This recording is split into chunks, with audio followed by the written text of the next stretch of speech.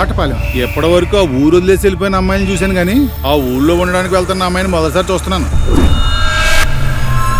నీకు పెళ్ళైనట్లేదు, ఈ ఊరి గురించి తెలిసే వచ్చావమ్మా? ఏంట్రా మన ఊర్లో ఆడ పోలీసు వస్తున్నారు.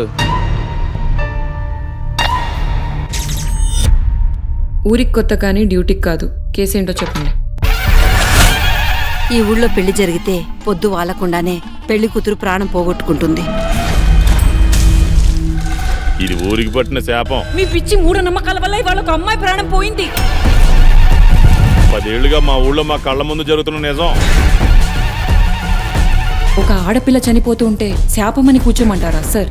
కొన్ని విషయాలు క్వశ్చన్ చేయకపోవడం మనకేం మంచిది.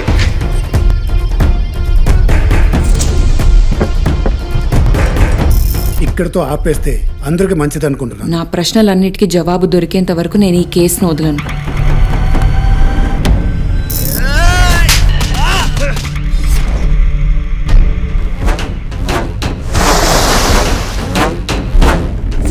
నాకెందుకో మీరు ఈ కేసు కోసమే పెళ్లి చేసుకుంటున్నారు అనిపిస్తుంది మేడం.